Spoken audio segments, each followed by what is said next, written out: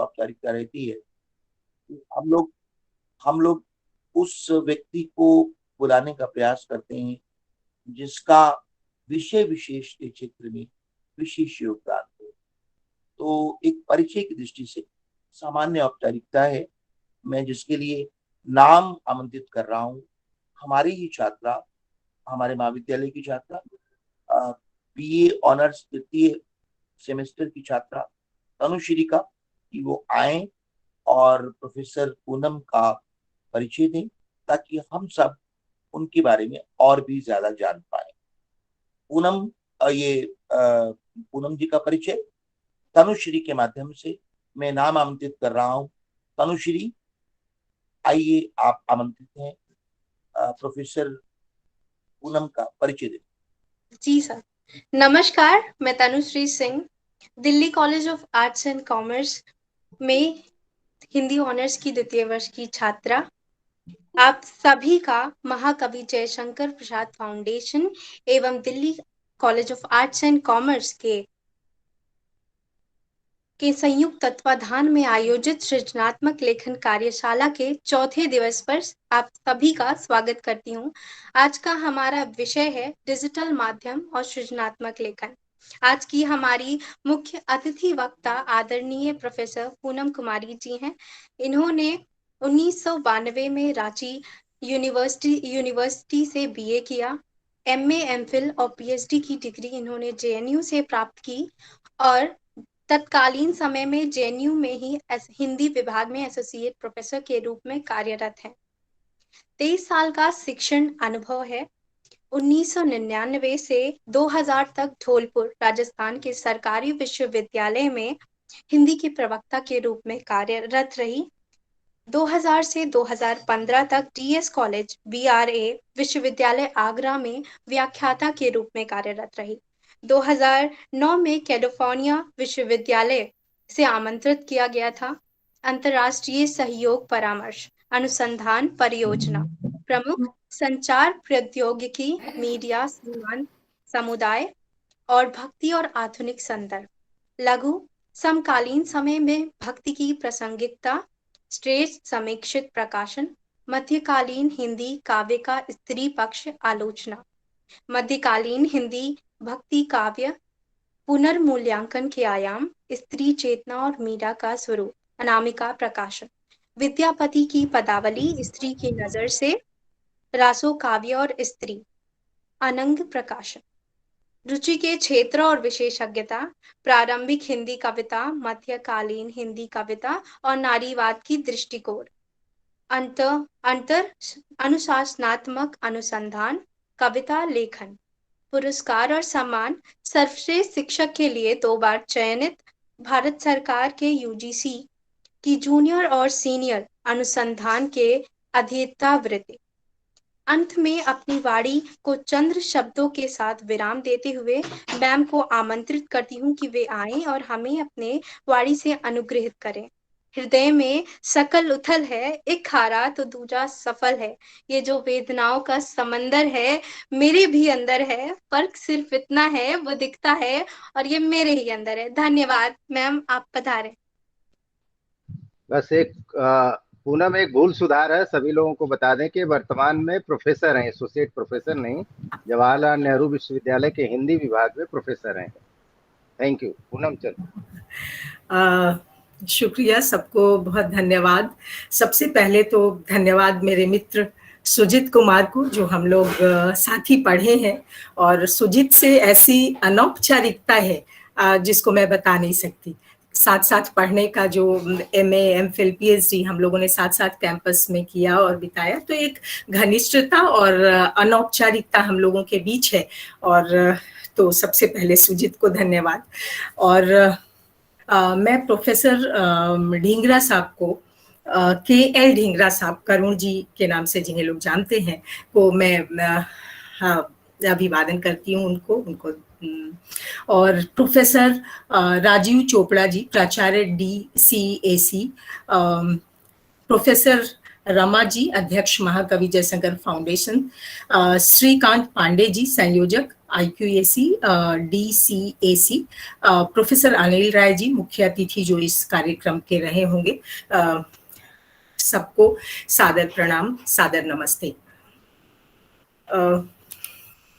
तनुश्री ने बहुत अच्छी पंक्तियां कही और मुझे लगता है कि मुझे भी जयशंकर प्रसाद फाउंडेशन की तरफ से भी आयोजन में एक college, Delhi college of arts and commerce और जयशंकर प्रसाद फाउंडेशन दोनों ही सम्मिलित रूप से इसे आयोजित कर रहे हैं। तो जयशंकर प्रसाद की दो पंक्तियां जो मुझे अपने जीवन में मेरे लिए हमेशा ही बहुत ज्यादा प्रेरित करती रही हैं, प्रेरणा की स्रोत रही हैं मेरे अपने लिए, वो उन पंक्तियों को दोहराकर मैं पुनः विषय पर आती हूँ। ज्ञान दूर कुछ क्रिया भिन्न है, इच्छा क्यों पूरी हो मन की, एक दूसरे से न मिल सके यह विडंबना है जीवन की, समन्वय उसका करे समस्त विजयनी मानवता हो जाए। अगर ज्ञान और क्रिया का समन्वय हो जो हम चाहते हैं अपने जीवन में, छात्र ज्यादा जुड़े हैं उनके लिए ये बहुत ज्यादा प्रासंगिक है। अपने जीवन में हमने जो भी लक्ष्य निर्धारित किया है, जो भी हम चाहते हैं, पाना चाहते हैं, उसके लिए उस चाहने भर से अभिलाषाएं हमारी पूरी नहीं होती, इच्छाओं की पूर्ति नहीं होती, वो गोल की प्राप्ति नहीं होती जब तक उसके अनुरूप हम क्रिया न करें। तो इन्हीं पंक्तियों के साथ मैं विषय पर आती हूँ और अपने जीवन में हर व्यक्ति अगर इसे उतार ले, ज्ञान और क्रिया का समन्वय हो, तो वाकई जो वो पंक्तियां हैं कि समस्त विजयनी मानवता हो जाए, वो वाकई चरितार्थ होगी और मनुष्यता की विजय जो हर काल में, हर युग में हर किसी की एक अभिलाषा रही है, हर कोई उसे प्राप्त करना चाहता है, वो मनुष्यता की विजय अवश्य होगी। तो हम लोग आगे बढ़ते हैं और मुझे विषय दिया गया है डिजिटल मीडिया और साहित्य। सबसे पहले तो ये विषय जब मैंने देखा, सुजीत ने मुझे कहा कि इस पर आपको बात करनी है, तुम्हें बात करनी है, तो मुझे लगा कि ये विषय तो वाकई बहुत ज्यादा प्रासंगिक है और इस पर बहुत ज्यादा कुछ शेयर किया जा सकता है, बातचीत की जा सकती है छात्रों की, क्योंकि हम लोग तो अब पुराने जमाने के हुए जो पुस्तकों से पढ़ते थे और बिना पन्नों के, वो आज भी वो कुछ अगर इंटरनेट पे पढ़ना हो, स्क्रीन पर पढ़ना हो, तो बड़ी मुश्किल से हम लोग पढ़ते हैं। अगर वो किताब के रूप में मिल जाए, नोट्स के रूप में अगर पन्नों के साथ मिल जाता है तो बड़ी आसानी होती है पढ़ने में, या अच्छा भी लगता है। लेकिन आप जो युवा वर्ग, इसमें 91 लोग जुड़े हुए हैं, इनमें से अधिकांश मुझे लगता है कि छात्र छात्राएं होंगे, तो उनके लिए तो ये डिजिटल मीडिया और स्क्रीन पर पढ़ना, ऑनलाइन पढ़ना जैसे आम बात है। उनके लिए कोई ऐसी बात नहीं है जिसमें उनको एक माध्यम से दूसरे माध्यम में प्रवेश करना है। इन लोगों ने, इस पीढ़ी ने तो आँख ही खोला है इस तरह से पढ़ाई करके और इस तरह से देखते हुए। तो उस पीढ़ी के लिए इससे ज्यादा प्रासंगिक और क्या विषय हो सकता है, और साहित्य के विद्यार्थियों के लिए डिजिटल मीडिया और साहित्य। तो बात शुरू करते हैं। सबसे पहले इसके जो विशेषताएं हैं, इसके आने के बाद जो एक बहुत बड़ा बदलाव आया है, उसकी चर्चा हम लोग करें। उसके बाद थोड़ा थोड़ा हम लोग इसकी क्या सीमाएं हो सकती हैं उस पर भी विचार करेंगे या बात करेंगे। सबसे पहले तो ये कि मेरे जमाने के लोग, अरुण जी दिख रहे हैं, ढींगरा साहब हैं, सुजीत हैं, और भी बहुत सारे लोग जो हम लोगों के समवयस्क हैं, हम लोगों से सीनियर या थोड़ा सा जूनियर, वो जानते हैं कि अपनी रचनाओं को लेकर, कविता, कहानी, पुस्तक, अपनी रचनाओं को लेकर किस तरह हमें इंतजार करना पड़ता था।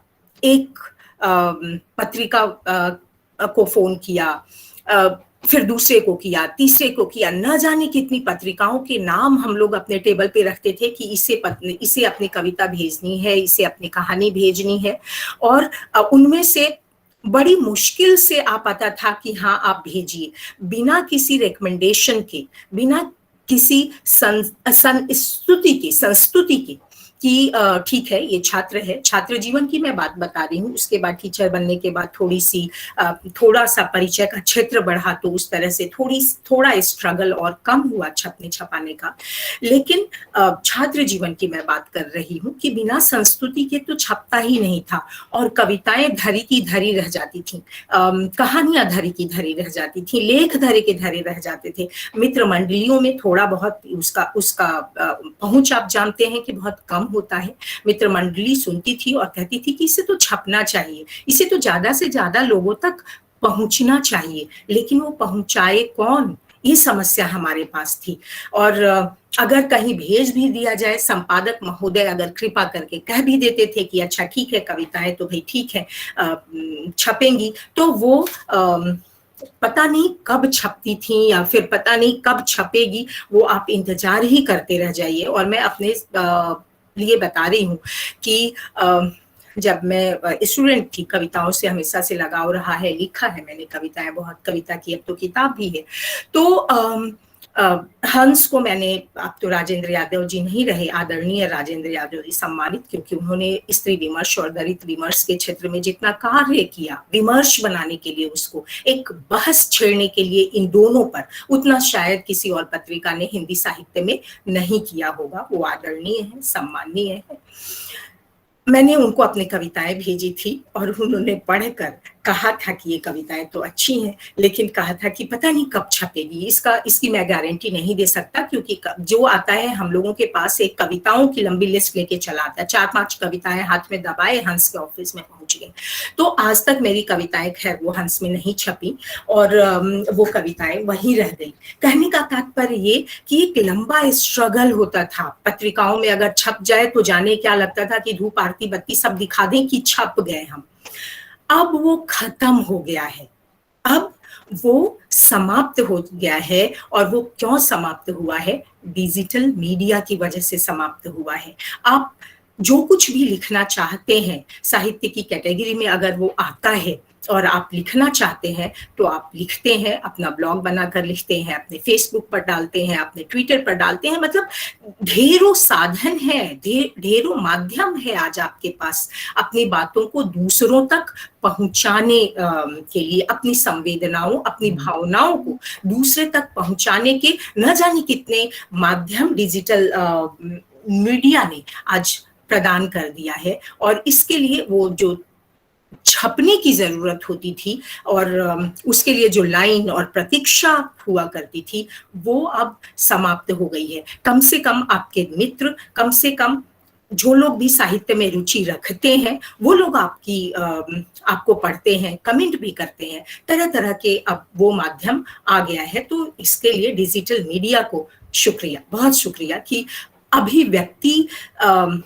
का जो माध्यम सीमित था पहले, जिसके दायरे बहुत सीमित थे, उसको डिजिटल मीडिया ने असीम बना दिया, उसका बहुत ज्यादा विस्तार डिजिटल मीडिया ने कर दिया। इसके लिए डिजिटल मीडिया को बहुत शुक्रिया कहा जा सकता है, धन्यवाद देना ही चाहिए, दिया जा सकता है।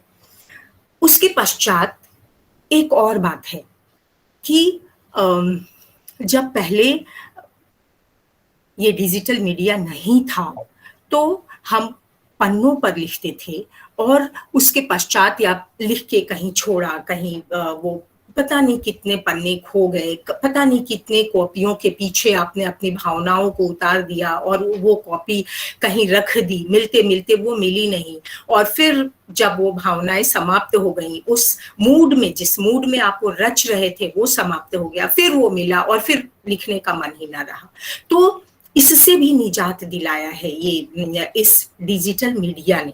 आप जब चाहें, जितना चाहें, आप उस पर अपनी बात लिख सकते हैं, अपनी बात रिकॉर्ड करके छोड़ सकते हैं, बाद में उसे शुरू कर सकते हैं।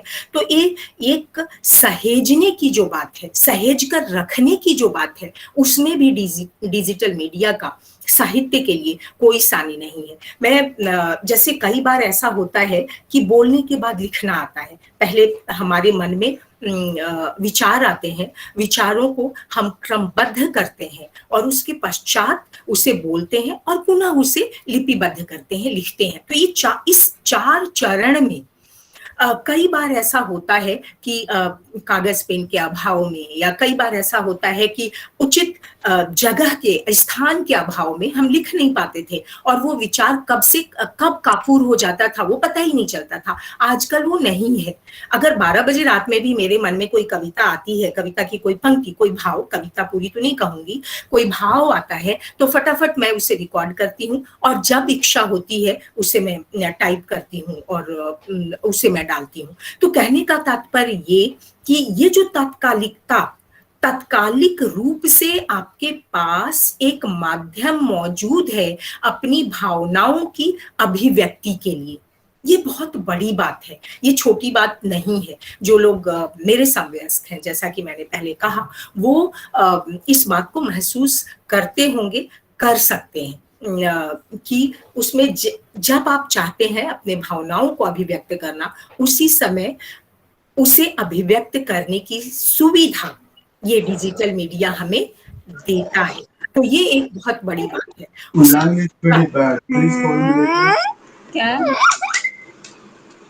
उसके पश्चात म्यूट कर दीजिए उन्हें, जो भी टेक्निकल सपोर्ट जो लोग देख रहे हैं उन्हें आप म्यूट कर सकते हैं, म्यूट कर दीजिए। ये कौन है? ये Easy5 प्लीज अपना म्यूट कीजिए, इसको अपना बेटा, इसको म्यूट कीजिए। Easy5 कर दिया सर हो गया सर, म्यूट कर दिया। शुक्रिया, धन्यवाद। तो ये मैं बोल रही थी कि वो तात्कालिक रूप से डिजिटल मीडिया आपको एक माध्यम देता है, सुविधा देता है कि आप उसे अपनी भावनाओं को जब चाहे तब अंकित कर सकते हैं और जहां छोड़ने की इच्छा हो वहां छोड़ सकते हैं, जहां से उसे उठाकर पुनः शुरू करने की इच्छा हो उसे आप शुरू कर सकते हैं। उसके पश्चात एक और महत्वपूर्ण बात है कि पत्रिकाओं की संख्या सीमित होती है। कई कारण इसके होते हैं। एक तो सबसे बड़ा कारण तो मूल्य ही होता है। हर कोई हमारी नज़र में 10-15 रुपए 50 रुपए का कोई वैसा महत्व ऐसा न हो कि हम खर्च नहीं कर सकते हैं, लेकिन विद्यार्थी जीवन में जब एक एक पैसे का मोल होता है, जब एक एक पैसे बहुत गिन कर खर्च करने होते हैं, खर्च करने के लिए बहुत ही कम पैसे होते हैं, तब उन 10-15 रुपयों का मूल्य समझ में आता था। और मैं अपने जमाने में जानती हूँ कि 2 से 3 पत्रिकाओं से ज्यादा नहीं खरीद पाते थे। बहुत एक जो प्रकाशन विभाग की पत्रिका होती थी, आज तक वो जरूर लेते थे क्योंकि उसका मूल्य बहुत कम होता था, और 1 या 2 पत्रिका जिसमें छपने की गुंजाइश रहती थी वो ले लिया जाता था, और 1-2 पत्रिकाएं जिससे बहुत सारी जानकारी, साहित्य में क्या चल रहा है इसकी जानकारी मिल जाए तो वो ले लिया जाता था। लेकिन सीमा होती थी, लेने की सीमा होती थी। 1 या 2 से ज्यादा नहीं ले सकते थे स्टूडेंट। और स्टूडेंट से की परिधि से अगर बाहर निकलकर भी देखें तो हमारे देश में जैसी प्रति व्यक्ति आय है उस हिसाब से भी देखें तो बहुत कम लोगों का जेब अलाउ करता है कि पत्रिकाओं को खरीदें। तो पत्रिकाएं आपकी जो भावनाएं हैं, आपकी जो किसी भी विषय को लेकर आपकी जो संवेदनाएं हैं, उसकी पहुंच कम लोगों तक होती थी। पत्रिकाओं के माध्यम से होती थी। एक तो छपने की दिक्कत, दूसरे अगर छप जाए तो वो पहुंचे कितने लोगों तक? जितने लोग खरीदेंगे उतने लोगों तक ही तो पहुंचेगी। जो लोग खरीदेंगे ही नहीं उन तक पहुंचने की तो कोई बात ही नहीं है, उन तक तो वो पहुंचेंगे ही नहीं। लेकिन आज डिजिटल माध्यम ने इसको, इस सीमा को तोड़ दिया है। जितने लोग आपसे जुड़े हुए हैं, और अगर आपने अपना अकाउंट खुला छोड़ दिया है, किसी उसको प्रतिबंधित नहीं किया है अपने दोस्तों के लिए, तो जितने लोग चाहें उतने लोग आपकी भावनाओं को समझ सकते हैं। साहित्य में जो आपने अभिव्यक्त किया है, आपकी संवेदनाओं को के साथ संवेदित हो सकते हैं, चाहे जितने भी लोग हों। वो सीमा के परे है, उसका कोई लिमिटेशन नहीं है। तो ये डिजिटल मीडिया का एक बहुत बड़ा सकारात्मक पक्ष है साहित्य को लेकर या साहित्य के लिए। और भी कई बातें हैं कि कई बार ऐसा होता है कि आपकी नजर में मुझे बातचीत करना है, इतने सारे छात्र जुड़े हुए हैं, वो क्या सोचते हैं, थोड़ा सा मैं अपना खत्म करूंगी, फिर हम लोग बातचीत शुरू करेंगे। हाँ, मैं क्या बोल रही थी कि बहुत सारे लोग उससे जुड़ जाते हैं, बहुत सारे लोग उसको पढ़ सकते हैं, समझ सकते हैं। और फिर ये भी था कि ये जो संकोच होता था कि मेरी ये जो रचना है वो साहित्य की कोटि में आता है या नहीं आता है, क्योंकि जब लिमिटेड लोगों को आप सुनाते हैं तो कुछ लोग उसको प्रशंसा करते हैं कि अरे यार ये तो बड़ा अच्छा है, इसे तो जरूर छपना चाहिए, भेजो 4-5 जगह, कहीं ना कहीं तो ये छप ही जाएगा। लेकिन साथ में ही कुछ लोग ऐसे भी होते हैं जो कहते हैं कि ये कविता है, कविता के नाम पर खबर है, कविता के नाम पर आपने 4-5 पंक्तियां लिख दी हैं, ये कहीं नहीं छपेगा, इसको कविता मत कहिए, कविता कह के आप कविता का अपमान कर रहे हैं, या कहानी कह के आप कहानी और लेख का अपमान कर रहे हैं। तो इसलिए ये बड़ा दुविधा होती थी हम लोगों के सामने कि इसको छपने के लिए भेजा जाए या नहीं भेजा जाए। और कई बार संकोच के मारे कभी अगर किसी टीचर को दिखाया और उन्होंने प्रशंसा नहीं की कि नहीं भाई ये तो छपने लायक तो मुझे नहीं लगता, मैं तो इसकी संस्तुति नहीं करने जा रहा या करने जा रही हूँ, तब तो लगता था कि अरे यार कविता ही लिखना छोड़ देना चाहिए, फिर तो क्या बात है, जब लिख ही नहीं पाते हैं लोग, इसको समझ ही नहीं पाते हैं, तो उसको लिखने की क्या जरूरत है।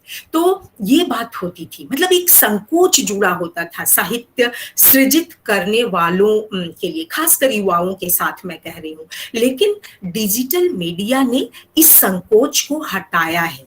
अब वैसा कोई संकोच नहीं है, ठीक है भाई मेरा अकाउंट है, मेरी भावनाएं हैं, मेरी संवेदनाएं हैं, मैं ऐसा समझता हूं कि ये साहित्य है तो मैं भाई उसको प्रकाशित कर रहा हूं, उसको दे रहा हूं, उसको पब्लिक कर रहा हूं। आपको अगर लगता है कि वो साहित्य है, आप वैसी ही भाव या संवेदना अगर आप महसूस करते हैं तो बहुत अच्छी बात है, आप प्रशंसा कीजिए, या नहीं करना चाहते हैं तो मत कीजिए, अगर आप आलोचना करना चाहते हैं तो आलोचना कीजिए, आपको जो इच्छा है आप कर सकते हैं। लेकिन जहां तक मेरी अपनी बात है, वो जो संकोच था भेजने का, छपने का, कि ये इस श्रेणी में आएगा या नहीं आएगा, ये छोटी सी लघु कथा की श्रेणी में आएगी या नहीं आएगी, ये जो मैंने कविता लिखी है या रेखा चित्र लिखा है वो उस श्रेणी में आता है या नहीं आता है, ये संकोच डिजिटल मीडिया ने पूरी तरह से समाप्त कर दिया है। अब कोई संकोच नहीं है, अब ऐसा वैसा कोई संकोच नहीं है जैसे पहले हुआ करता था। तो ये संकोच तोड़ने वाली बात छोटी लग सकती है कि अरे भाई ऐसा क्या है, लेकिन ये बात छोटी लग सकती है। लेकिन युवाओं के लिए जो हर कदम पर चाहता है कि दूसरे लोग उसको इंडोर्स करें, दूसरे लोग उसको अप्रूव करें, खासकर पढ़ने लिखने के क्षेत्र में, तभी वो अगला कदम बढ़ाएं, उनके लिए बहुत बड़ी बात है कि वो संकोच टूटा है, पूरी तरह से टूटा है। और युवाओं में तो खैर संकोच वैसा बिल्कुल नहीं दिखाई देता।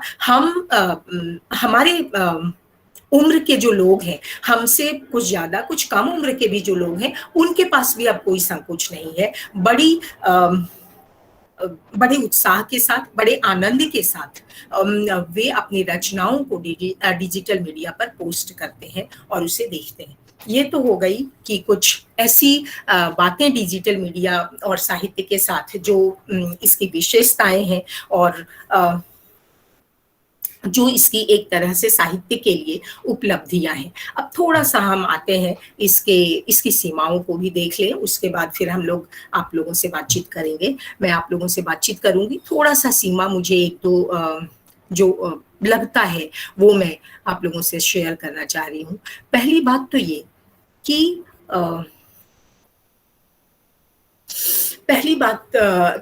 कि वर्तनी और वाक्य विन्यास बहुत ज्यादा प्रभावित हुआ है डिजिटल मीडिया के साहित्य में, बहुत ज्यादा मैं कह सकती हूँ कि बहुत ज्यादा प्रभावित से बहुत ज्यादा उस पर उसकी क्षति हुई है। वर्तनी में तो आप देख लीजिए, आजकल के युवाओं का पढ़ लीजिए या किसी का भी पढ़ लीजिए, जैसे हम में अब वर्तनी देखने की जरूरत ही नहीं है। बस जो जिसका आ गया वो लिख दिया। विभा अगर लिखना है तो व में अगर दीर्घ ई भी लिख गया तो लिख गया, हम मुझे नहीं जरूरत है, मैं विभा को नहीं हर्ष ई के साथ लिखूंगी। अगर दीप्ति लिखना है तो लिख गया तो लिख गया। दीप्ति में मैं नहीं करने वाली हूँ, दीर्घ ई मैं नहीं करने वाली हूँ, मैं बस अगर हर्ष ई है लिख गया तो लिख गया। कहने का तात्पर्य ये कि वर्तनी इतनी ज्यादा प्रभावित हुई है डिजिटल माध्यम में, वो इतना ज्यादा उसको लेकर चिंता हम लोगों को हो सकती है। क्योंकि वाक्य विन्यास आप देख लीजिए, एक सरल सा वाक्य विन्यास है हम लोगों में, राम घर जाता है, इसी तरह से हम बोलते हैं ना, संज्ञा कर्म और उसके बाद क्रिया का एक सिंपल सा फॉर्मेट है हमारे यहाँ हिंदी में। अब आप इस वाक्य विन्यास को अगर भी आप देखते हैं तो लगता है कि ये वाक्य विन्यास है, यही हिंदी बच्चे आजकल सीख रहे हैं। वो भी बहुत ज्यादा प्रभावित हुआ है, बहुत ज्यादा प्रभावित हुआ है वाक्य विन्यास और वर्तनी। क्यों इससे पहले, डिजिटल मीडिया से पहले ये क्यों ठीक था, या क्यों इसमें बहुत ज्यादा इसकी गलतियां नहीं हुआ करती थी? क्योंकि वो प्रकाशक के पास जाता था, आप खुद प्रकाशक कहता था कि आप उसकी प्रूफ रीडिंग देख लीजिए, और खुद आप कई बार उसकी प्रूफ रीडिंग देखते थे, उसके बाद प्रकाशक के पास भेजते थे, और प्रकाशक की अपनी एक टीम होती है, वो टीम भी प्रूफ रीडिंग करती है, सरसरी निगाहों से ही सही, लेकिन वो करती थी। और वाक्य विन्यास और वर्तनी की अशुद्धि अगर हो तो पुनः वो आपके पास वापस लौट के आ जाता था कि आप इसको ठीक कीजिए और तब भेजिए। वो अब कोई चेक नहीं रह गया है हमारे पास, डिजिटल मीडिया में कोई चेक नहीं है।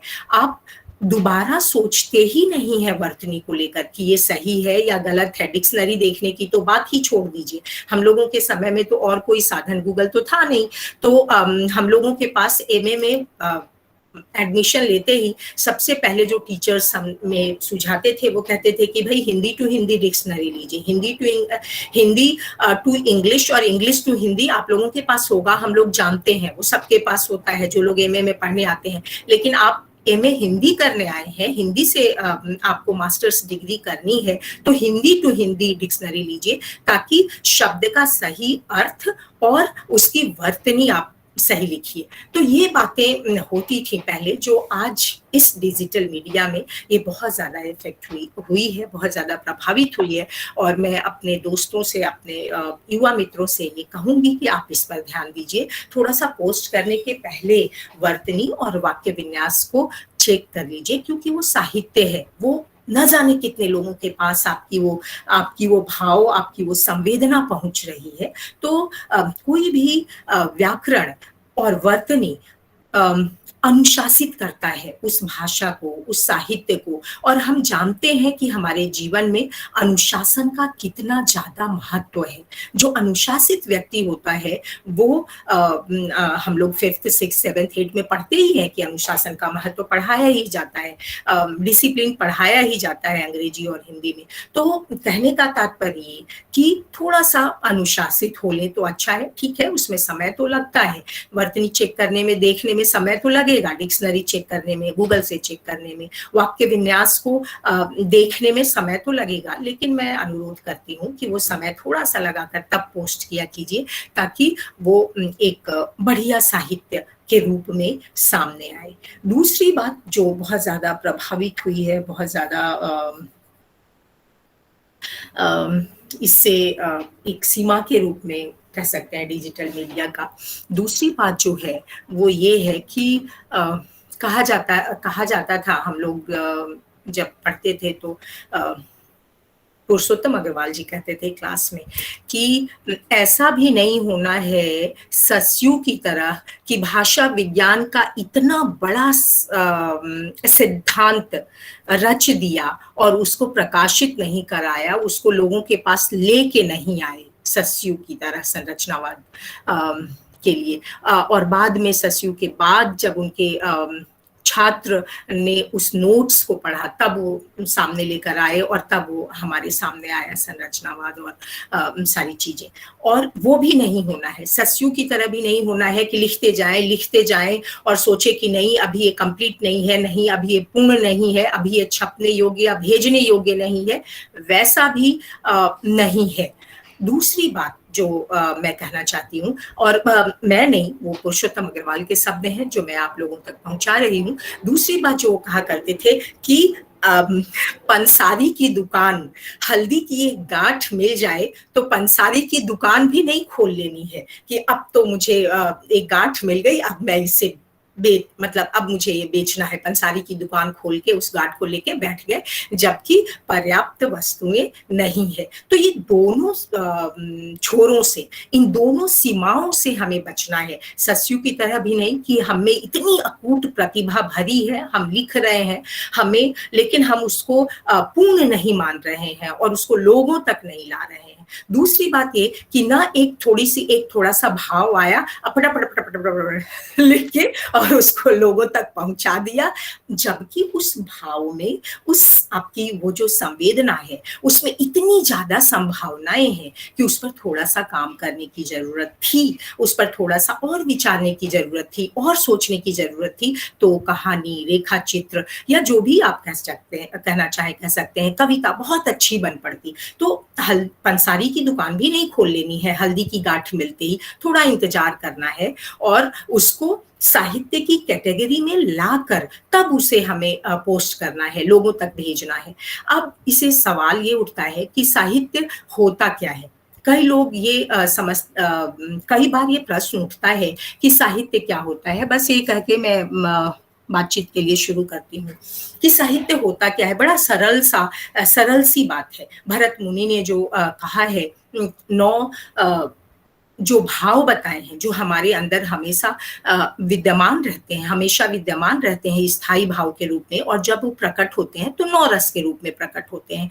और आपकी रचना में जब ये 9 में से कोई एक अभिव्यक्त होता है, और जब पढ़ने वाला पाठक या सुनने वाला श्रोता ठीक वही भाव महसूस करते हुए उसी रस को वो महसूस करता है, उसी रस की उत्पत्ति उसमें होती है, तो उसको हम साहित्य कह सकते हैं। साहित्य की बड़ी सरल परिभाषा है जो भरत मुनि ने दी है कि तत्र विभावानुभाव व्यभिचारी संयोगाद्रस निष्पत्ति। ये तो नाटक के संदर्भ में कहा, लेकिन साहित्य के संदर्भ में भी ये सही है। उसी भाव की अभिव्यक्ति जब दूसरा व्यक्ति महसूस करता है तो उसे साहित्य कहते हैं। अन्यथा इतिहास और साहित्य और सारे विषय एक जैसे नहीं होते। इतिहास और साहित्य में अंतर क्या है? जैसे मान लीजिए कि अकबर पर कोई कविता लिखी गई और अकबर को लेकर इतिहास में जो लिखा गया है, इतिहास में हम घटनाओं को वरीयता देते हैं, इतिहास में हम तिथियों को वरीयता देते हैं, इतिहास में हम व्यक्तियों को वरीयता देते हैं, और साहित्य में हम भावों को वरीयता देते हैं। इसीलिए अकबर पर लिखी गई एक ऐतिहासिक कविता भी कविता होती है, और अकबर पर लिखा गया जो भी लिखा गया है वो इतिहास की वस्तु होती है। तो एक बड़ा सरल सा उत्तर, बड़ा सरल सा एक अलग करने की बात है कि साहित्य और इतिहास में क्या अंतर है। या जो भी हम लिख रहे हैं, ये जानना है कि उसमें भाव है या नहीं, उसमें से कोई रस आएगा या नहीं आएगा। जो भी पढ़ रहा है अपना अमूल्य समय वो दे रहा है मेरी इस रचना को, मेरी इस पोस्टिंग को पढ़ने पर, तो क्या वो उसे उसी भाव की, उसी रस की अभिव्यक्ति हो रही है, जिसे आचार्य रामचंद्र शुक्ल ने बड़े सुंदर शब्दों में साधारणीकरण कहा है ना। कवि आप लोग पढ़ते ही हैं कविता क्या है, और आप लोग जानते ही हैं। तो कहने का तात्पर्य कि थोड़ा सा साहित्य इससे प्रभावित हुआ है। न जाने कौन सी बात है, क्या कहना चाहते हैं, किस भाव को अभिव्यक्त करना चाहते हैं, ये सब कुछ भी क्लियर नहीं होता है, और पोस्टिंग पे पोस्टिंग किए चले जा रहे हैं। तो वो बात से थोड़ा सा हमें बचना है, क्योंकि वो आपका तो समय उसमें लग ही रहा है। आपने तो वो रचनात्मक कृति आपकी है और आपने उसको सृजित किया है, तो आपने तो अपना अमूल्य समय दिया ही है। वो समय जो लौट के फिर कभी नहीं आने वाला है। लेकिन जो लोग उसे पढ़ेंगे, उनकी भी सोचनी चाहिए कि उसे थोड़ा सा जो मैं बात कहना चाह रही हूँ, जो भाव अभिव्यक्त करना चाह रही हूँ, वो उस तक पहुंच रहा है, संप्रेषित हो रहा है, या सिर्फ शब्दों का एक समूह मैंने प्रस्तुत कर दिया है। तो ये भी देखने और समझने की बात है। डिजिटल मीडिया में ये सब कोई बताने वाला नहीं होता हमारे पास कोई चेक नहीं होता। ये इसकी सबसे बड़ी सीमा होती है, हमें खुद ही अपने को चेक करना होता है। ये इसकी एक बहुत बड़ी प्रिंट और डिजिटल में एक बहुत बड़ा अंतर है कि वहाँ एक चेक होता है, वहाँ प्रकाशक के पास जाता है तो वो देखते हैं कि हाँ ये वर्तनी ठीक है, वाक्य विन्यास ठीक है, भाव और संवेदनाएं जो अभिव्यक्त हो रही हैं वो संप्रेषणीय है या नहीं है। लेकिन यहाँ हमारे पास कोई चेक नहीं होता। तो ये थोड़ा सा एक बात है, इसकी सीमा है कि हम ही को चेक करना है। तो ठीक है, अगर हमारे हाथ में वो पूंजी है, हमारे हाथ में वो ताकत है, तो हम जरूर उसको चेक करें और जरूर उसको पुनः तब प्रेषित करें। तो डिजिटल मीडिया और साहित्य को लेकर यही सब बातें थी जो आ रही हैं। डिजिटल मीडिया के माध्यम से जो पत्रिकाएं आ रही हैं, और अब तो उसके इतने फायदे हैं। कविता कोश है, कोई भी कविता पहले हम लोगों को मांगनी पड़ती थी, अरे ये किताब आपके पास है, ये किताब की फलाना कविता मुझे चाहिए। अब आप कविता कोश पे जाइए, हर कुछ आपको उपलब्ध है। तो ये बहुत बड़ा एक इसका फायदा है। डिजिटल मीडिया में जो साहित्य आ रहा है उसका बहुत ज्यादा फायदे ज्यादा हैं, और उसकी सीमाएं जो थोड़ी हैं वो तो हम दूर कर सकते हैं। तो इन्हीं शब्दों के साथ अपने युवा मित्रों से मैं चाहूंगी कि वो अपने बातचीत रखें, अपने विचार रखें, और फिर हम थोड़ी सी बातचीत करें। धन्यवाद। हाँ, धन्यवाद प्रोफेसर पूनम। आपने 2-3 बातें बड़ी महत्वपूर्ण रखी हैं जो मेरे जहन में भी हमेशा रही हैं, और उस पर मैं कार्य भी कर रहा हूँ। वर्तनी निश्चित रूप से प्रभावित हुई है डिजिटल मीडिया के माध्यम से, नो डाउट। और इसके आगे जो है ससुर वाली बात भी भले एक स्तर से ऊपर क्यों, लेकिन वो भी है जब तक सर। और साहित्य। बहुत बहुत धन्यवाद पूनम कुमारी जी, आपके बहुत प्रभावी व्याख्यान के लिए। काफी तारीफें, पूरी चैट बॉक्स भरा हुआ है तारीफों से। काफी सर। और अब हम सब हमारे लिख रहे हैं। शिवी, आप ऐसा करो, जब तक ढिंगरा सर स्क्रीन में आके संचालन दोबारा संभालते हैं, अगर आपकी कोई जिज्ञासा हो तो आप पूछ लें। पता नहीं आ क्यों नहीं रहा। मैं तो आ गया, मैं तो स्क्रीन में आ गया, इसमें पता नहीं क्यों नहीं आ रहा हूँ लक्ष्मी जी, मुझे पता नहीं क्या कारण है। लेकिन आप दिखाई नहीं दे रहे हैं सर। हाँ, पता नहीं जो भी कारण है, कोई टेक्निकल, मैं तो आ गया हूँ। तो मैं आप सभी से मिस्टर इंडिया बने हुए हैं डॉक्टर साहब। करता हूँ डॉक्टर साहब, मिस्टर इंडिया इस समय। आप कृपया अपने सब प्रश्न रखें प्रोफेसर पूनम से। आप कृपया अपनी प्रश्न रखें। नमस्कार मैम। मैम आपका बहुत बहुत धन्यवाद, आपने बड़ी ही रोचक और सार्थक तरीके से जानकारी प्रोवाइड कराई है।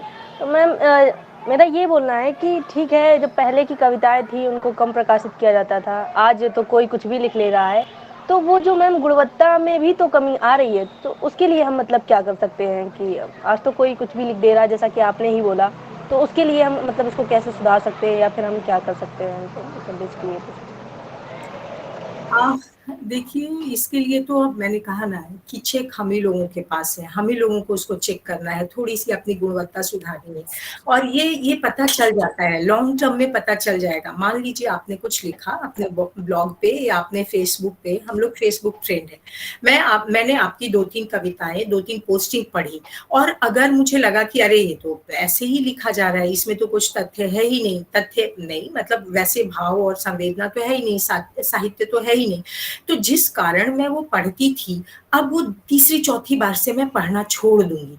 भले ही मैं लाइक कर दूं, आप मित्र हैं तो भले ही, लेकिन बाद में वो लाइक भी छूट जाता है, अरे उसको ओवर पास कर देते हैं, तो वो लंबे समय के लिए अच्छा नहीं है। तो जिसको भी लंबी रेस का घोड़ा बनना है इस डिजिटल माध्यम वाले साहित्य, उसको थोड़ा सा अपना क्वालिटी चेक खुद ही करना पड़ेगा, क्योंकि फिर वो लंबी दौड़ का घोड़ा तो नहीं बन सकता है। मैम एक चीज और, मैम जैसे कि मतलब आज कोई भी साहित्यकार या लेखक या कविता कुछ भी कोई लिख रहा है और उसको वो एफबी में पोस्ट कर रहा है या फिर कोई भी साइट में, तो मैम मतलब ऐसा होता है कि देखते तो 148 लोग हैं, उनको अच्छी भी लगती है, लेकिन वहाँ पे प्रोत्साहन के लिए केवल 20 या 25 लोग दिखते हैं।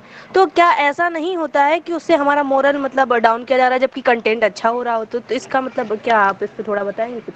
इसमें मोरल की कोई बात मुझे तो नहीं लगती शिवी, क्योंकि भाई ठीक है, जो लोग मैं तो ये मानती हूँ कि जो लोग आपके मित्र हैं और जिनसे आपकी घनिष्ठता है, वो आपकी प्रशंसा में आपके लिए 2-4 शब्द कुछ लिख देते हैं। अन्यथा आज की तारीख में हर कोई इतना ज्यादा, एक सोशल मीडिया का ये भी है, हर कोई इतना ज्यादा वैयक्तिक हो गया है, स्व केंद्रित हो गया है कि दूसरों के लिए उसके पास बहुत कम समय है। और जेन्युइन जो आलोचना होती है, जेन्युइन जो प्रशंसा होती है, वो सोशल मीडिया पे और डिजिटल माध्यम के साहित्य पर ढूंढना, वो आप जब इस्टेब्लिश हो जाते हैं, जब आप एक नाम बन जाते हैं, आपकी एक छवि बन जाती है, उसके बाद आनी शुरू होती है। आपकी एक छवि बन गई कि आप इस तरह की कविताएं या इस तरह के लेख या इस तरह की कहानी लिखते हैं, उसके बाद फिर वो जेन्युइन जो आलोचना या प्रशंसा है वो आनी शुरू होती है। प्रारंभ में मुझे नहीं लगता कि कोई इस तरह से जेन्युइन बातें आपके लिए करता है। तो इसलिए खुद अपने को बैलेंस कीजिए, खुद अपने को चेक कीजिए और अपनी गुणवत्ता स्वयं ही बढ़ाए, तब जाके 4-5 वर्षों में आपकी एक पहचान बनेगी और आपके फॉलोअर्स भी बनेंगे, और तब तो ऐसे बनेंगे कि फिर कहना ही क्या है, फिर तो बहुत ज्यादा बनते हैं और फिर बहुत ज्यादा प्रशंसा भी मिलती है। Thank you ma'am, thank you so much. हमारे संचालक महोदय जी सर। हेलो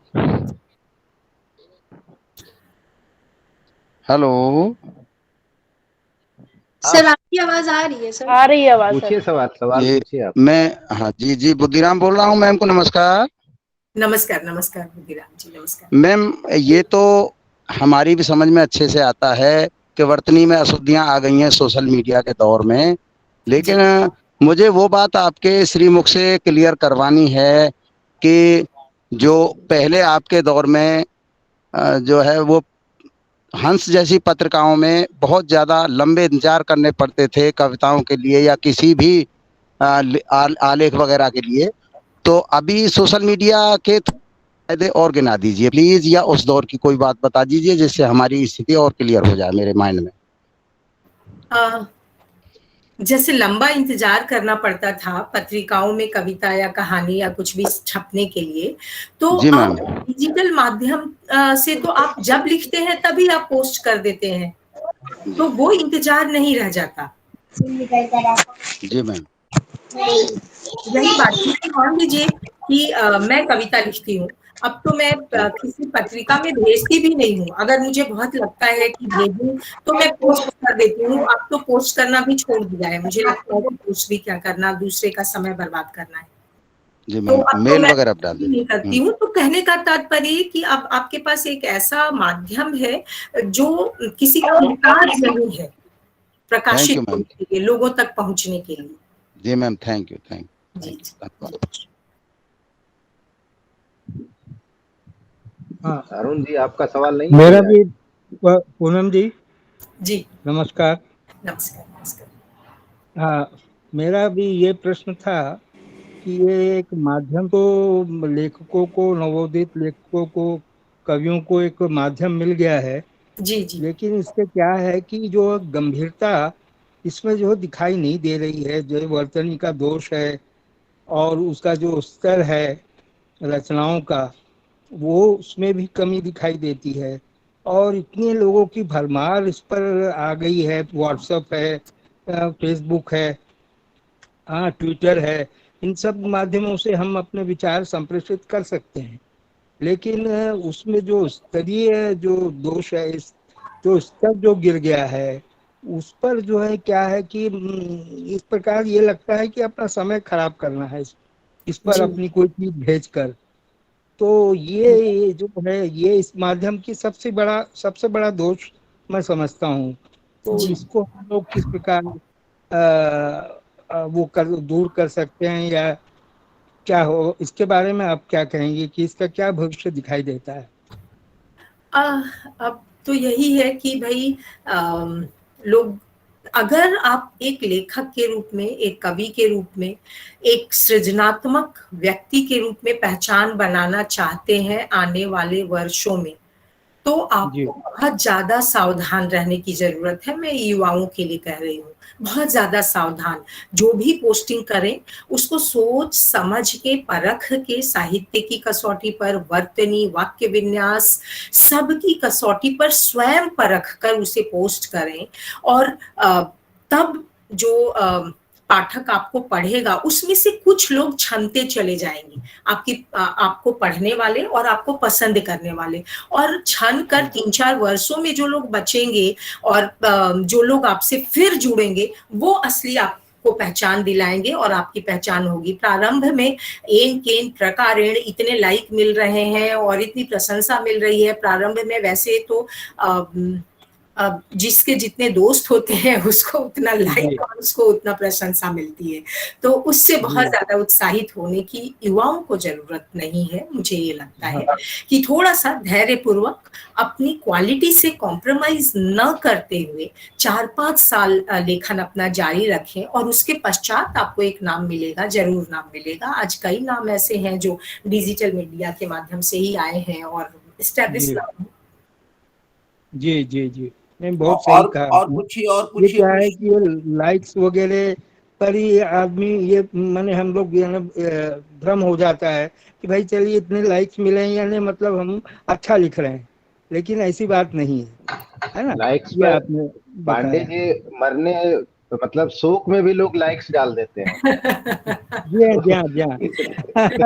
कह रहे हैं। पूनम, एक प्रियंका गिल्डियाल का सवाल है चैट बॉक्स में, तो उन्होंने पूछा है कि डिजिटल साहित्य में चोरी जो हो रही है उसे किस प्रकार से रोका जा सकता है। तो इस पे आप कुछ रोशनी डाल सकते हैं, क्योंकि अक्सर हम लोग खुद ही देखते हैं कि किसी न किसी के बड़े बड़े पोस्ट आते हैं और उसमें इस तरह से बिना नाम लिए ये बहुत बड़ा इसकी सीमाओं में मैंने नोट नहीं किया था, इसलिए नहीं। प्लेजरिज्म जो है वो इतना ज्यादा है कि आप कहीं कुछ डालते हैं और आपका कुछ पंक्तियां, कुछ लाइन उठा के कोई दूसरा कोई पोस्ट कर दिया है, उसका कोई मतलब कोई चेक ही नहीं है, उसके लिए कोई भी चेक नहीं है। लेकिन इसकी एक ये बात है कि लिखने में, जैसे लाइब्रेरीज में, अब तो हर लाइब्रेरी में वो अनिवार्य हो गया है कि अगर आप कुछ लिख रहे हैं, थीसिस लिख रहे हैं, डिसर्टेशन लिख रहे हैं, तो उसको उस प्लेजरिज्म के उससे गुजरना पड़ता है, परीक्षा से गुजरना पड़ता है। ऐसी कोई बात अभी तक सोशल मीडिया के साहित्य में नहीं है। लेकिन जब आप एक आपका स्थान बन जाता है और आपसे कोई लेता है और वो घूम फिर के पुनः आपके पास आता है, तो इसके लिए ये है कि आप सूट कर सकते हैं, आप सू कर सकते हैं, मतलब मुकदमा दायर कर सकते हैं। और फिर हालांकि एक लंबी कार्रवाई उसमें होती है, अपेक्षाएं होती है, एक लंबा उसमें प्रोसेस होता है कि आपने कब पहली बार पोस्ट किया था वही दिखाना, और उसके बाद फिर उस व्यक्ति ने लिया, तो एक लंबा प्रोसेस होता है। लेकिन वो कहते हैं ना, सांच को आँच क्या, सच की नाव हिलती है, डुलती है, लेकिन डूबती नहीं है। तो जिसने लिखा है उसको तो कोई डर है नहीं, भाई मैंने लिखा है, मुझे कोई डर नहीं है। लेकिन जिसने चुराया है उसको जरूर डर रहता है। तो ये बात जो है वो एक ऐसी बात है कि डिजिटल मीडिया में वाकई आपने अच्छा प्रश्न पूछा प्रियंका जी, अभी तक कोई चेक नहीं है। लेकिन अगर आपको लगता है कि कोई आपकी रचनाओं को कॉपी करके अपने नाम से भेज रहा है, तो आप सू कर सकते हैं। प्रक्रिया लंबी जरूर होगी, लेकिन न्याय आपके पक्ष में ही होगा, क्योंकि आपने उसको सबसे पहली बार पोस्ट किया है। और पूछिए और जो लोग भी हमारे साथी। अरुण जी हाथ उठाए। अरुण जी पूछिए सवाल आप। आदरणीय पूनम जी, मेरा प्रणाम स्वीकार कीजिएगा। नमस्कार। सुजीत जी आपको प्रणाम करता हूँ। डॉक्टर भिंगरा जी आपको प्रणाम करता हूँ। मेरा प्रश्न है कि जब से अन्ना हजारे जी का मीडिया वो प्रकरण चला था आपके आने से पहले, उस समय एक व्यक्तित्व तो बहुत उभर के सामने आया और अब मीडिया में छा चुके हैं, वो कुमार विश्वास जी जी। उस विषय में आपके कुछ शब्द चाहूँगा कि अचानक से कहाँ से एकदम ऐसे क्या नाम हो गए, तब तक उनकी कोई छवि कहीं नहीं थी, जबकि आदमी वही है और उनका लेखन भी वही है, सब कुछ वही है। जी जी जी। ये तो डिजिटल माध्यम की एक बहुत बड़ी खूबी है कि फर्श से अर्श तक पहुंचाने की बात जो होती है कि वो उनके साथ हुई है। और ऐसा है कि अरुण जी, उनकी कविताओं में भी आज आप देख लीजिए कि कविता रश्मिरथी की आप ले लीजिए या जो भी जयशंकर प्रसाद को ले लीजिए, जो भी कवि आपको पहले के दौर के पसंद आया करते थे, नई कविता प्रयोगवाद के पहले के कवि,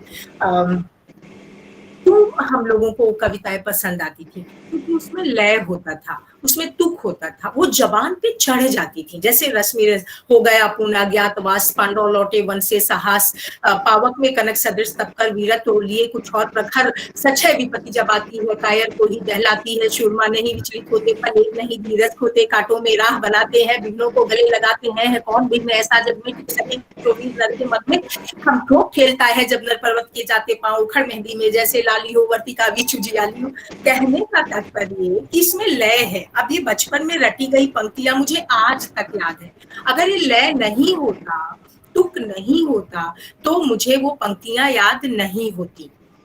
तो इसी तरह से कुमार विश्वास के प्रसिद्ध होने का और कुमार विश्वास के इतने जल्दी छा जाने का एक बहुत बड़ा कारण ये भी है कि इस अतुकांत दौर में, जिस दौर में तुक पर ध्यान नहीं दिया जा रहा है, लय पर ध्यान नहीं दिया जा रहा है, गेयता पर ध्यान नहीं दिया जा रहा है, इस युग में उनकी कविताएं गेय होती हैं, लयबद्ध होती हैं, तुक वाली होती हैं। तो डिजिटल मीडिया का बहुत बड़ा रोल तो है, क्योंकि आप एक साथ लाखों लोगों को पहुंचा देते हैं और उसमें कुछ ना कुछ लोग तो आपको पसंद करने वाले होते ही हैं, लेकिन इसके साथ ही साथ उस लयबद्धता को भी हमें नहीं भूलना चाहिए, तुक वाली कविताओं को भी नहीं भूलना चाहिए जो एक साथ युवाओं को या फिर एक साथ बच्चों को प्रभावित करती है और वो जुबान पे चढ़ जाती है। तो इसका भी एक बहुत बड़ा रोल है, इसकी भी एक बहुत बड़ी भूमिका है उनके प्रसिद्ध होने में।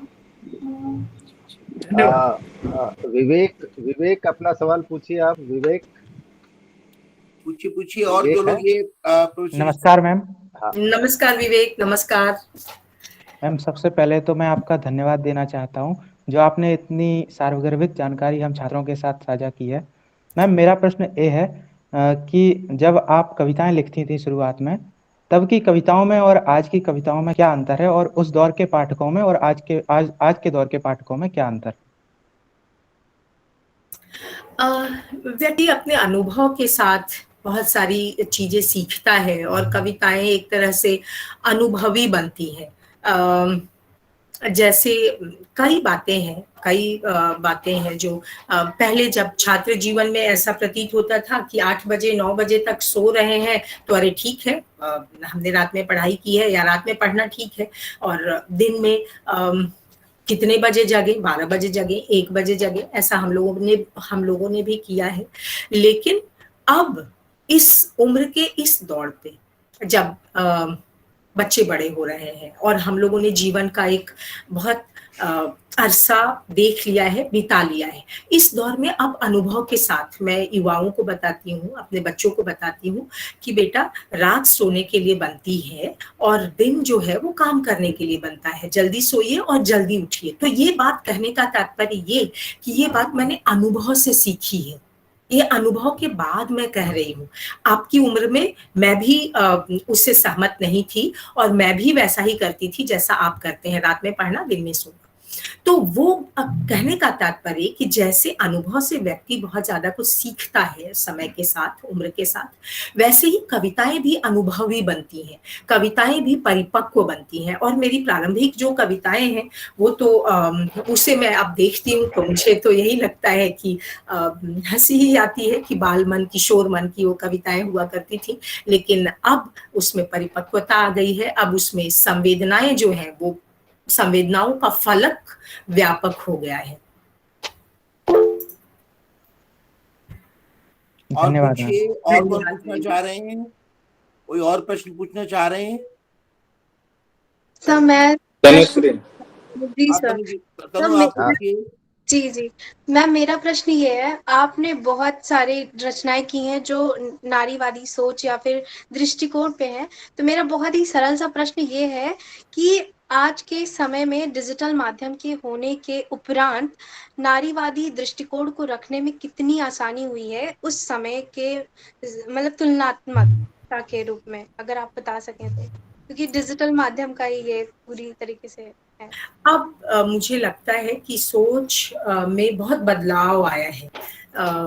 घरों में भी, अब मेरे अपने घरों में भी, पुरुषों में भी, और सिर्फ हम उम्र पुरुषों में नहीं, बहुत वृद्ध लोगों में भी, मतलब हमसे 10-20 साल बड़े लोगों के भी सोच में बहुत बदलाव आ गया है। और वो लोग अब बेटी बेटे में कोई फर्क वैसा महसूस नहीं करते, बल्कि बेटियों को ज्यादा महत्व देते हैं कि भाई बेटियों के साथ कई तरह की सीमाएं आ जाती हैं लिंग के कारण। तो इसलिए मैंने देखा है और मुझे आश्चर्य होता है कि भाई ठीक है, हम लोगों ने तो एक पढ़ाई पढ़ी है, हम लोगों ने तो उस दौर को देखा है, उसके पश्चात ये समझ आई है। लेकिन मेरी माँ में, मेरी मदर इन लॉ में, मेरी सासू माँ में, उन लोगों ने तो वो दौर नहीं देखा, स्त्री विमर्श नहीं पढ़ा, नारी विमर्श नहीं पढ़ा, लेकिन उनमें भी एक खासा परिवर्तन आया है, उनकी सोच में भी परिवर्तन आया है। तो ये मुझे लगता है कि डिजिटल माध्यम या टीवी में देखना, और ठीक है कि वो लोग व्हाट्सएप और ये सारी चीजें डिजिटल माध्यम से नहीं देख पाते हैं,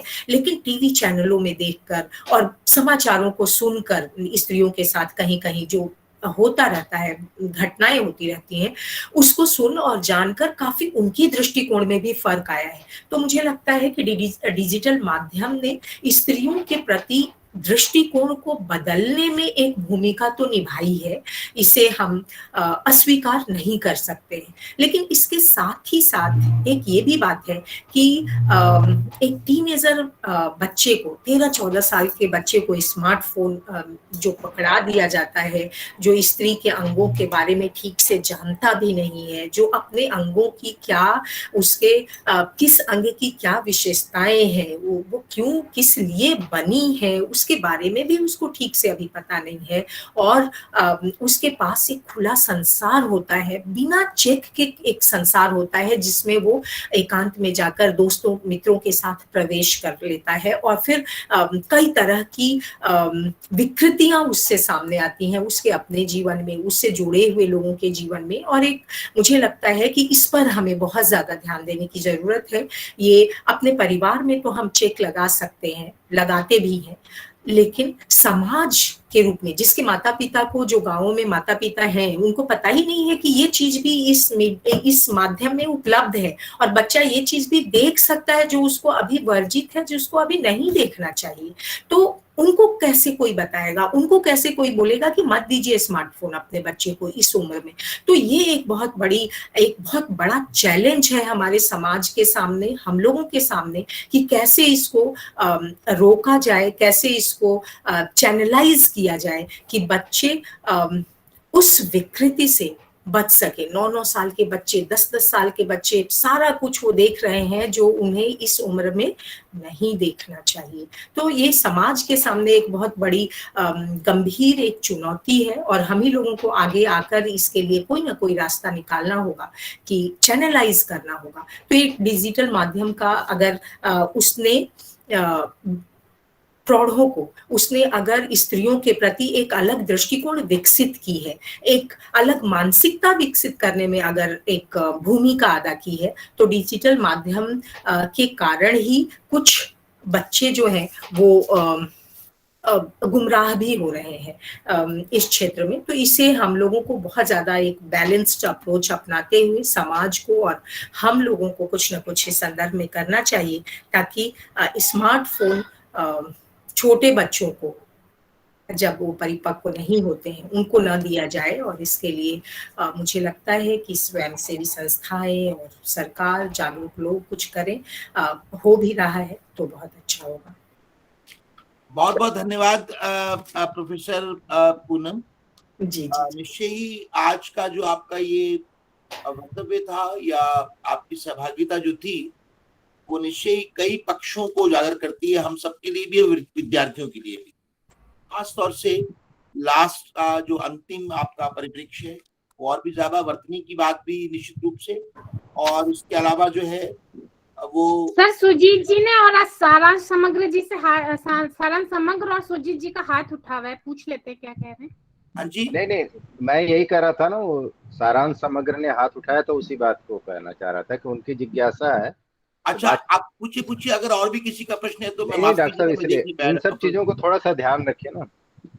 चलिए आप ये समझ जी, आप कृपया आप उससे पहले बस उससे पहले मैं एक चीज जोड़ रहा हूँ। पूनम जो कह रही है कि अभी जो कम उम्र के बच्चों में जिस तरह से चीजें हम पकड़ा दे रहे हैं या बचना चाहिए, उसमें एक चीज मैं केवल जोड़ रहा हूँ, वो हमें पेरेंट्स को भी ध्यान देना चाहिए कि अगर बच्चे को, छोटा सा बच्चा अभी 6 महीने या साल भर का कुछ खिलाना होता तो हम सामने मोबाइल रख करके कुछ खिलाना शुरू कर देते हैं। तो वहां से जो चीजें बनती चली जा रही हैं, ये भी सोचने वाली बात है। उसका कारण क्या है कि हो सकता है कि दोनों लोग वर्किंग है, टाइम नहीं है, तो भी ये कोई देखने वाला है, न्यूक्लियर फैमिली है, बहुत सारे वो चीजें बनती जा रही हैं जिसकी वजह से बच्चे को मोबाइल भी देना कहीं कहीं एक लोगों को मजबूरी हो जा रही है। तो बड़े सारे ऐसे सवाल हैं, तो ये सब चीजें हैं। एक और है, किसी का सवाल था, मैं उसमें नाम भूल गया हूँ, उन्होंने ये पूछा था कि डिजिटल माध्यम से हमारी संवेदनाएं या इस डिवाइस की वजह से, जिसका भी इसके उत्तर में, तनुश्री के उत्तर में आप कह रही थी, तो कितनी प्रभावित हुई है और किस हद तक प्रभावित हो रही है। किसी का सवाल था, मैं नाम भूल गया हूँ। हाँ बिल्कुल सही कह रहे हैं आप। अब ये है ना कि इतना ज्यादा बम्बार्डमेंट है, किसी भी कोई भी एक घटना अगर घटती है तो टीवी चैनलों पर भी वही आता है, फेसबुक में हर जगह वही आता है। तो जाहिर है कि उसको देखते देखते उससे जो हमें सीख लेनी चाहिए वो थोड़ा हमारे जेहन में जिस तरह से रच बस कर हमारे जीवन में एक भूमिका अदा करे आगे के जीवन के लिए, वो नहीं हो पा रहा है। क्योंकि इतना ज्यादा, जैसे कहते हैं ना कि मिठाई अगर पसंद हो तो थोड़ा सा मिठाई ही खाएं तो उसके लिए लालसा बनी रहती है और उसे खाने की इच्छा होती है। लेकिन बहुत सारा मिठाई, दिन भर आप बस मिठाई ही खाते रहें तो वाकई वो नहीं मन करेगा मिठाई खाने का, लगेगा कि अब मिठाई से एक तरह से इच्छा होगी कि अब नहीं खाएं। वही बात डिजिटल मीडियम के साथ हो गया है कि एक साथ इतना ज्यादा बम्बार्डमेंट किसी भी चीज का हो गया है कि कई लोग मैं अपने ही जानने वाले प्रोफेसर्स, अब उन लोगों ने व्हाट्सएप बंद कर दिया है, फेसबुक बंद कर दिया है, ट्विटर बंद कर दिया है और मैसेजेस करते हैं कि नहीं अब इन सब में मैं नहीं हूँ। कारण क्या है? इतना ज्यादा है कि अब वो अपनी प्रासंगिकता खोता चला जा रहा है। तो ये हम लोगों को ध्यान में रखने की जरूरत है और ध्यान देना है। और बताइए, और कोई प्रश्न किसी का, किसी साथी का, किसी विद्यार्थी का, किसी साथी का? मेरी 7 बजे से एक थोड़ा सा जल्दी कर लेंगे तो अच्छा रहेगा। मैं भी कुछ जानना चाहूंगी। आखिरी सवाल ले लीजिए डॉक्टर साहब, आखिरी सवाल। एक सवाल सारांश जी प्लीज आप बोलिए, दोबारा बोलिए। हाँ जी, उपस्थित विद्वजनों को मैं सादर प्रणाम देना चाहूंगी। मैम आपका बहुत बहुत आभार इतने सुंदर व्याख्यान के लिए। एक छोटी सी जिज्ञासा मेरा रखने की बहुत इच्छा है आपके सामने कि रचना धर्मता समाज में कुछ चुनौतियों का सामना भी करती है, और आपका इस बारे में क्या अनुभव रहा है? बतौर एक कवि, एक रचनाकार के नाते आपके अपने भी कुछ निजी अनुभव रहे होंगे मैम, तो मैं चाहूंगी कि प्लीज आप थोड़ा सा इसे जरूर साझा कीजिए हमसे। रचना धर्मिकता की सबसे बड़ी चुनौती तो ये है कि जिस भाव को लेकर आपने कोई भी रचना की है, जरूरी नहीं है कि आपके उस भाव से लोग सहमत हों। मतलब जिस घटना का वर्णन, आप 2 बातें होती हैं, एक तो कोई आप कुछ उपादान लेते हैं जिसके सहारे अपने भावों को अभिव्यक्त करते हैं, तो 2 स्तर पर जरूरी नहीं है कि जिस कारक को आपने अपने भावों की अभिव्यक्ति के लिए चुना है उससे लोग सहमत ही हों। कई बार लोग उससे असहमत हो जाते हैं। तो ये भी लगता है कि और दूसरी बात ये कि वो भाव, जिस भाव के लिए आपने वो रचना लिखी है, वो भाव संप्रेषित ही नहीं हो रहा है। तो ये एक बहुत बड़ी चुनौती है। मान लीजिए शोक की कोई कविता है और सरोज स्मृति की सफलता किस बात में है, इसी बात में ना कि उस कविता को पढ़कर कोई भी व्यक्ति जो पढ़ता है बिना शोकाकुल हुए वो नहीं रह सकता है। शोक की एक रेखा उसके हृदय में खिंच जाती है, दुख की एक रेखा उसके हृदय में खिंच जाती है, विवशता की एक रेखा उसके हृदय में खिंच जाती है। तो उसकी सबसे बड़ी उस कविता की सबसे बड़ी सफलता यही है।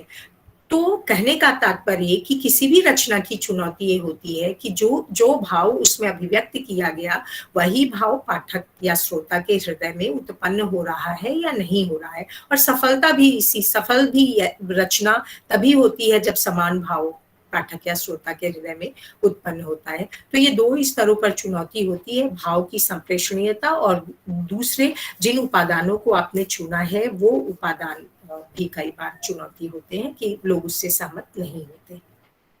बहुत बहुत धन्यवाद प्रोफेसर पूनम। इससे पहले कि मैं डॉक्टर रश्मि रावत को धन्यवाद के लिए बुलाऊं, दो बातें आपसे मैं जरूर साझा करना चाहता हूं। एक तो हमारा कल का जो कार्यक्रम रहेगा वो 5 बजे का रहेगा और कल हमारा कार्यक्रम समापन कार्यक्रम है, समापन सत्र है हमारा कल का, जिसमें प्राचार्य भी रहेंगे और कन्वीनर भी रहेंगे IQAC के। तो आप सभी लोग कल 5 बजे जुड़े और भी जितने साथियों को ला सके हो आप लाएं। और कल हमारे जो मुख्य वक्ता रहेंगे वो रहेंगे प्रोफेसर करुणा शंकर उपाध्याय, अध्यक्ष हिंदी विभाग, मुंबई विश्वविद्यालय। तो कल आप लोग समापन सत्र है, आप लोगों ने इतना साथ दिया, इतने समर्पण से साथ दिया, इतने सहभागिता से साथ दिया। कल का दिन हम सब और जुड़ेंगे और मैं इससे पहले भी डॉक्टर रश्मि रावत को बुलाऊं कि लगातार सहयोग चल रहा है और विशेष रूप से जो आप तक रिकॉर्डिंग पहुंचनी है, जो और इसमें डिजिटल व्यवस्थाएं होनी है, उनमें इनका विशेष योगदान है। और 1 मिनट आपका और समय लेता हुआ फिर डॉक्टर रश्मि को मैं आज के प्रोफेसर पूनम और आज की परिस्थिति पर आपसे 2 पंक्तियां साझा करता हुआ मैं कुछ पंक्तियां आपसे शेयर कर रहा हूं डिजिटल माध्यम की। प्रोफेसर पूनम,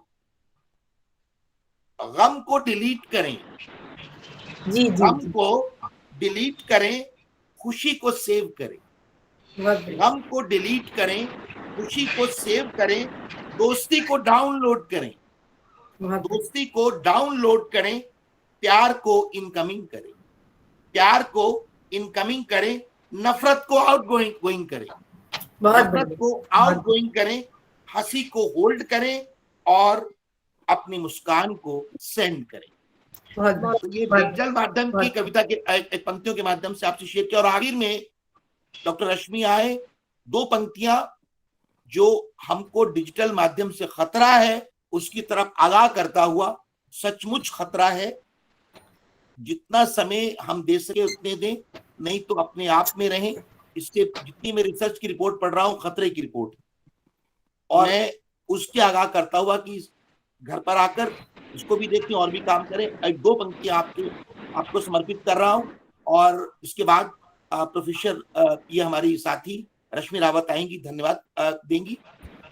कल हम सब जुड़ेंगे 5 बजे, ये विशेष रूप से ध्यान रखिएगा। सब लोगों को आप आमंत्रित कीजिएगा। कल का दिन हमारा आखिरी दिन है, आज की समापन सत्र है और बहुत बेहतर होगा कि आप सबका साथ हमारे साथ बना रहे। पंक्तियां 2 प्रस्तुत कर रहा हूं।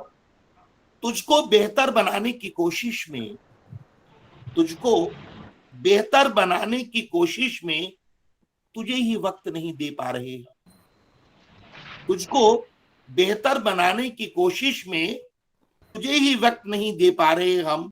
माफ करना है जिंदगी, माफ करना है जिंदगी, तुझे ही नहीं जी पा रहे। माफ करना है जिंदगी, तुझे ही जी नहीं पा रहे।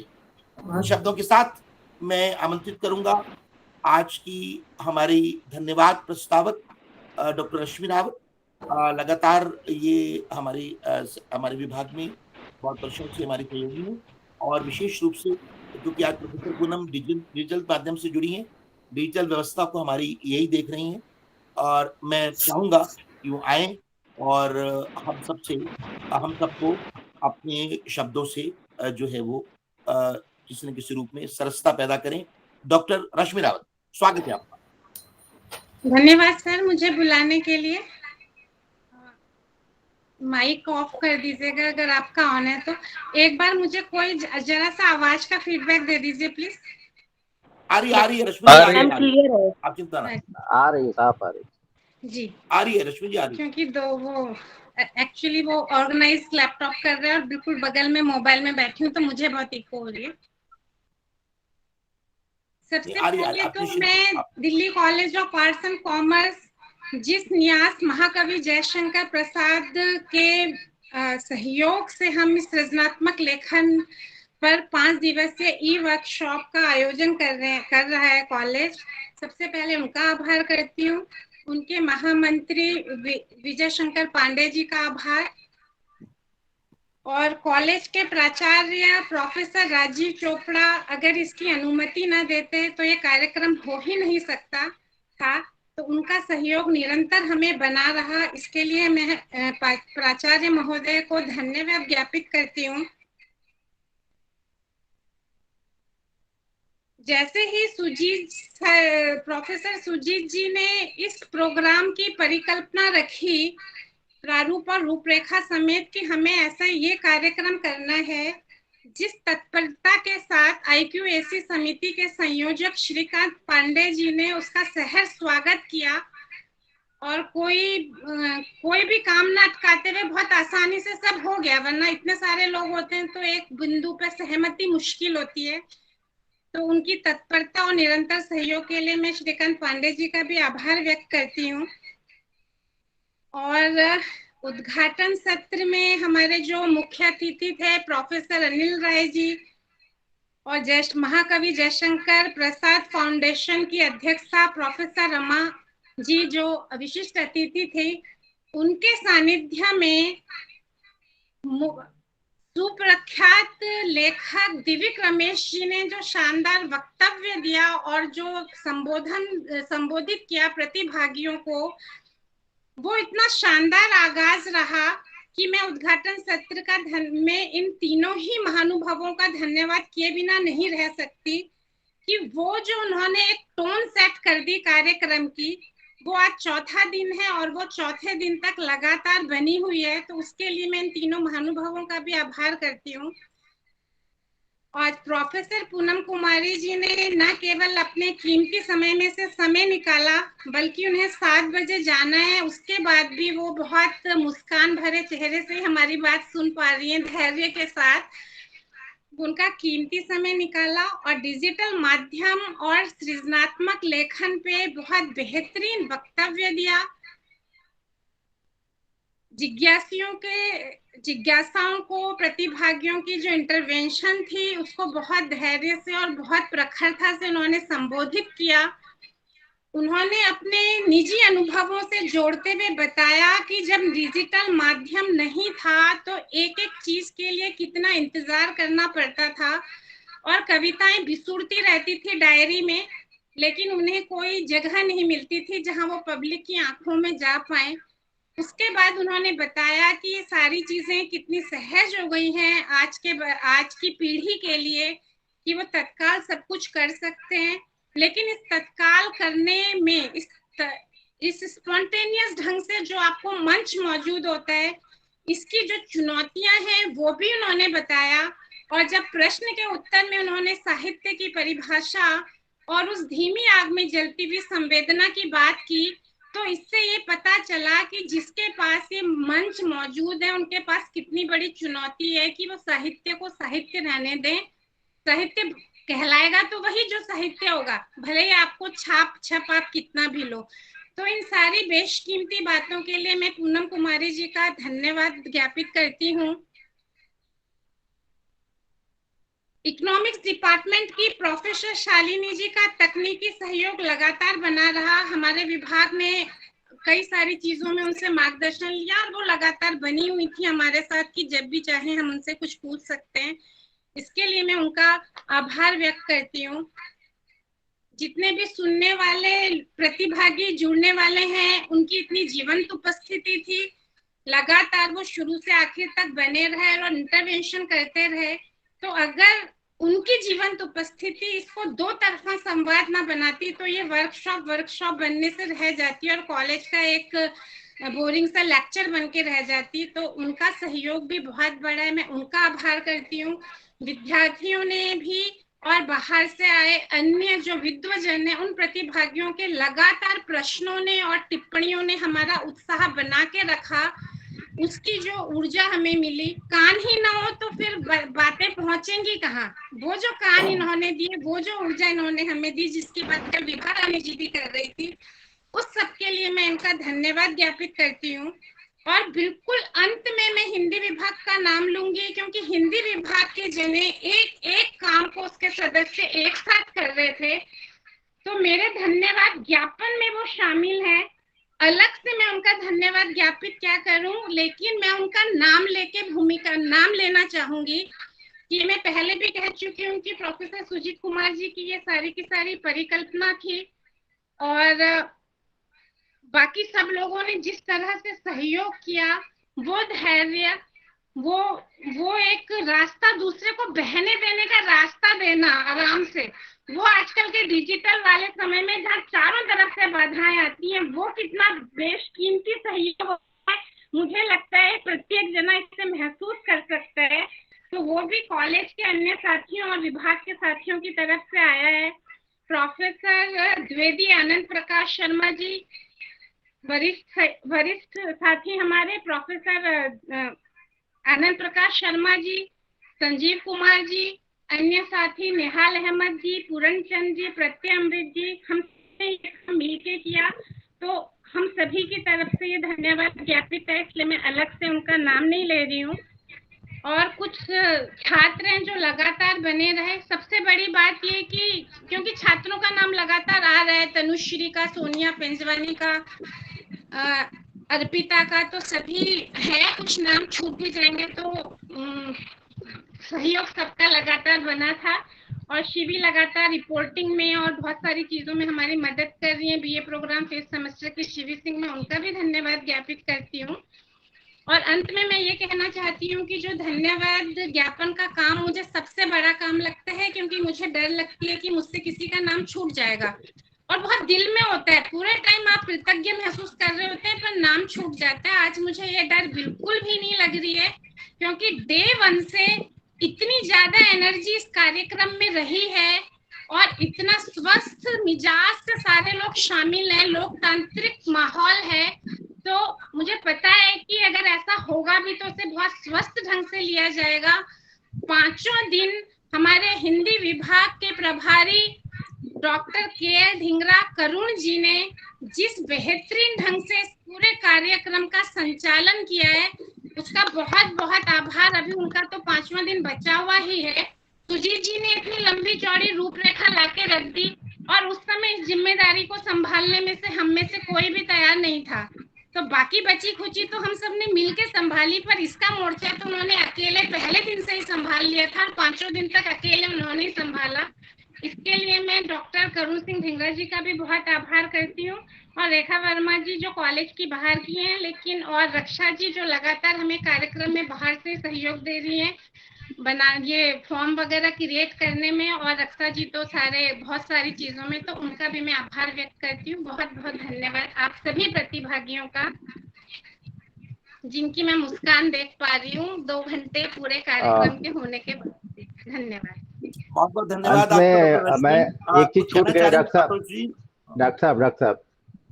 साहब जी बोलिए। प्रोफेसर राजीव, अरे वो जेके गोयल जुड़े थे, उनका आभार व्यक्त कर दीजिए आप। अच्छा हाँ, मैंने लिखा था उनको, ये मैं क्योंकि नाम नहीं देख पाता सबके। आप प्रोफेसर जेके गोयल आप पहले भी आए थे, आपका बहुत मैंने आपको लिखा भी था, क्योंकि स्क्रीन पर सबका नाम नहीं आ पाता। मैं पीछे के बार देखता हूँ, उस समय तक आप आए नहीं थे। मैं इस 2-4 मिनट में देख लेता हूँ। आपका बहुत बहुत हार्दिक स्वागत है। आप, मैं जानता हूँ, साहित्यिक अभिरुचि के हमारे साथी हैं, हमेशा हमसे जुड़े रहते हैं, हमारा सहयोग भी देते हैं, प्रोत्साहन भी देते हैं और साथ ही साथ मार्गदर्शन भी देते हैं। हमारा बहुत सौभाग्य है कि आप इतने वरिष्ठ होने के बाद भी हमसे जुड़े रहते हैं। ये हमारे विभाग का, हमारे महाविद्यालय का सौभाग्य है। बहुत बहुत धन्यवाद आपका। इन्हीं शब्दों के साथ मैं सभी को धन्यवाद देता हूं। हालांकि डॉक्टर रश्मि रावत ने कर ही दिया। कल हम लोग मिलेंगे 5 बजे प्रोफेसर करुणा शंकर के साथ, और कल का हमारा समापन सत्र रहेगा और लोग भी होंगे। बहुत बहुत धन्यवाद आप सभी का। शुभ रात्रि, शुभकामनाएं। कल 5 बजे सब लोग अधिकतम संख्या में आए इस अभिलाषा और इस अनुग्रह के साथ। बहुत बहुत शुभकामनाएं। नमस्कार। धन्यवाद सर।